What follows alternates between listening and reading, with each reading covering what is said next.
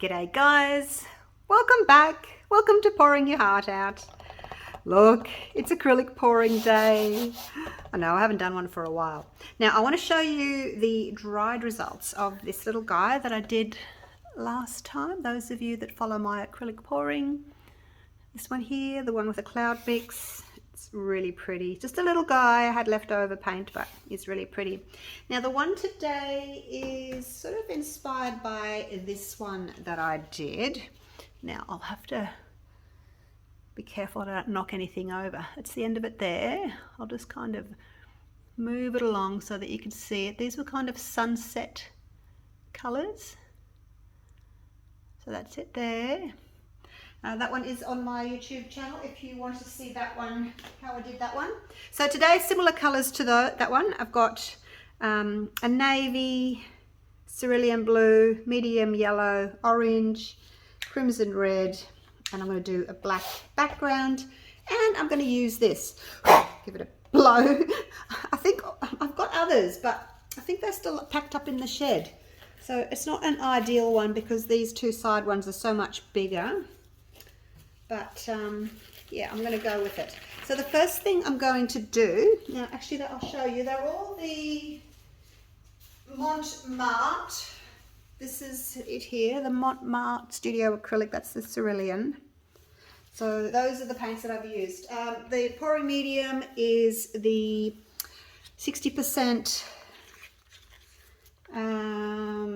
water, no, 60% glue, 40% water. I've used the glue all. Now I'm just going to give it a bit of a black background. So what I'm going to do today, something a little bit different, and I'm going to do 3 ring pours. I thought there was a bit of a lump there.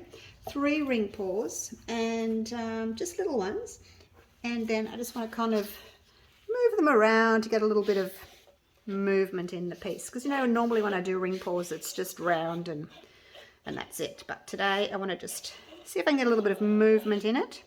Now the coloured paints I've mixed equal parts pouring medium to water. Pouring medium to paint. I did 50 grams of pouring medium and 50 grams of paint. With the black, it's sort of 1.5 parts pouring medium to 1 part paint, because I wanted it to be thinner so that the other colours will sort of flow over it nicely. Move these things. It'd be easier if I didn't have things in my way. So I'm just going to spread this. You could, if you wanted to, just, you know, pick it up and tilt it. Like so, that's covered. All right, now I'm just going to get my gloved finger and just go around and do the sides. I most likely will cover the sides anyway with my stretched out ring pours, but I'll just do this just in case any areas don't get covered on the sides, and then at least they've got some black on them, because what I want to do is have a little bit of black peeking through between each of the 3 ring pours, just a little bit of contrast. So what I'm going to do is I'm going to layer my cup. Probably should have laid it before I put paint all over it, but never mind. I'm going to layer my cup. Now I'm just going to spread this out just so that it looks even. I have no idea what my dogs are barking about. Well, the neighbours behind us have started building. Well, they're doing some kind of an extension, I think. Extension and renovation. So there's builders and trucks and things. Just when I finish mine and get peace and quiet, they've started. Oh dear, never mind. All right, so that's that done. So I'm just going to, I'll move it out of the way. Yeah, there's not really much left on it to want it to sort of, it doesn't want to flow. Now, here we go. So I want to go blue, dark blue, then light blue, then yellow, then orange, then red. Okay, so those are my orders that I'm going to do this in. So I'm going to pour the blue in here. Hopefully there's enough room for each colour. If I don't use it all, then that's okay. Might even have enough for a tiny little painting later on. It's that one. And then the cerulean. It's deceptive, isn't it? Like, I thought that one was much bigger. I did make up a little bit more of the navy, only because it was quite thin, so I had to add an extra dollop of paint, so there's a little bit more of it, but it kind of looks as if that end chamber is much bigger, doesn't it? But it's obviously not. Okay, so that's the blues. Let's do the yellows. Whoops, gone over. Spillage.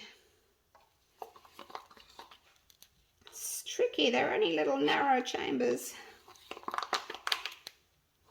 So because I'm doing the 3 ring pours, I can just pour one, then pour the other, and then pour the third. Whereas if I was like doing cups and layering cups, I'd have to have 3 different cups, you know, all with the same colours in the same layers. And the red. But because I'm using this, I can just pour one, move on to the next, pour the other. That's my theory anyway. I'm sticking to it. Oh, I have no idea how this is going to even work. Because you know, when I do a layered cup for a ring pour, I might do 2 or 3 layers of paint. But I'm not doing that this time. Let me just get rid of this. So I'm only going to have like 1 layer of each colour, so to speak. Right, there's my cup full. Put that back there. Just give this a quick little torch, just because I can see a couple of bubbles. Actually, you might not be a bubble, you might be a bit of dry paint. Yes. Alrighty. So basically, actually it's probably going to be way too much paint. I'm just going to do, I want to do 1, 2, 3, 1. Oh, I don't know. Let's just start and see what it looks like, okay? I'll start up here. Whoa, why have I got so much of that one?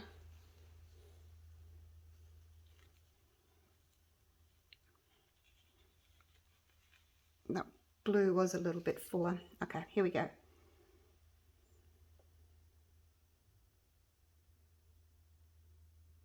It's not pouring very well. There it goes. Better now. Better now. Oh gosh, a big blob. Right, let's stop that. Oh gosh. It's making a mess, isn't it? It's always tricky with the first pour because all the paint wants to come down. I'll fix that in a minute. This is not the best cup. See, that's better. You're better off not having it so full. I will go back and see if I can fix that one. There we go. Just catch that. Oh, look at that. Isn't that pretty? A rainbow on my hand. Okay. And the next one. Actually, I may go and just do some more over the top of that one. So they're all going to be the same sort of colour, I guess, and shape, because they're all coming from the same cup. All right, let me see if I can fix this one here. I'll go over the top of it and hopefully hide my mistakes.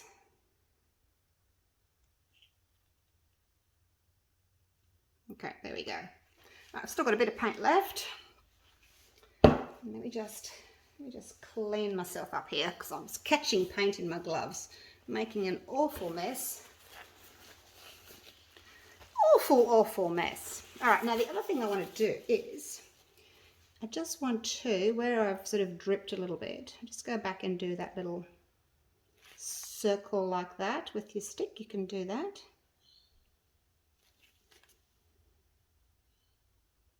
Yeah, so there's no reason why you can't go back in on top of a ring pour. I prefer to do it, you know, before I've stretched it out. But there we go. So these butting up against each other will have that little bit of black just there. A bit bubbly. Never mind. Never mind. There's a bubble there. It'll probably get tipped off. Alrighty. That's a lot of paint, isn't it? I've probably got enough in there for another one, actually. No, never mind. Alright, so here we go. Basically just going to tip the paint over the edges. And we'll see what we get, hey? I'll just go that way first. Just kind of, like I would do with a normal ring pour. Just kind of stretch the paint out. Oh gosh, look, there's something in there. Now, I had tweezers. Where did I put them? Here they are. I think it's easier picking something out with tweezers because if you try and use like a stick, sometimes it just sort of drops back down. Now I'm going to have to try and tilt that off. Or when I was mixing my paint, I sort of thought, oh, there's a blob in there. Some of my paints are quite old. I haven't used them for quite a while. All right, back to the middle. I may tilt that off. We'll see what happens. Oh, the colours are amazing, you guys. Hope you can see. I haven't like zoomed you out very much. And I don't mind if there's a little bit of black left on the corners either. Don't mind that at all. All right, let's go over, but I don't think there will be. Not on this one anyway. All right, now I'm going to have to tip that off. All right, let's get him off. This end one here had a lot more paint anyway on it, hey. Oh, look, I've got like a V shape. Oh, that's so cool. All right, I'm going to turn it around just so that I can tilt away from myself. Make sure if you've got drippy hands, you take them around the canvas, not over the top. Because the last thing you want to do is drip paint into the middle. All right, I'm going over the corners. And I'm trying not to touch the side of the canvas either. I'm holding sort of on the inside of the frame. Now I'm just going to try and get the weight of the paint down here. I'm just going to do this to help it just go to the corner. Okay, beautiful. Oh, look at that. That's so cool. Now it's going to bring the weight of the paint back to the middle. Hopefully you can still see. Okay, and I think that's about it. Now I'm going to wipe the bottom of the canvas to stop the drips from continuing to drip.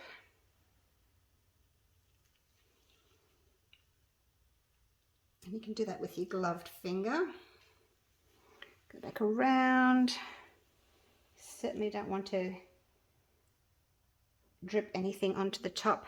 Woohoo! That's so pretty. All right, let me get rid of these gloves because these are just a mess. I'm going to pop them straight into the bin. Oh gosh. That was very messy. It's been a while since I've been in a big mess like this. I've been doing the resin. So actually I don't think I'll do that. There's just one bubble there and it's not as messy with resin. Just going to pop that. I find if you torch, you end up with a lot of like little dots because of all the bubbles popped. So if there's a really big bubble, I'd rather just pop it with a toothpick or something and then just leave it. Alrighty, so that's it. I am done. What do you think? What do you think? Looks very 3D, doesn't it? The colors look really pretty. So next time I do this, I might do the other way and and like do the same colors and everything, but we'll do 3 layered cups just so that you can see the difference. Now you can see the points there. See how the colors? I've kept my mix pretty thick so that the stripes and the colors all stay separate.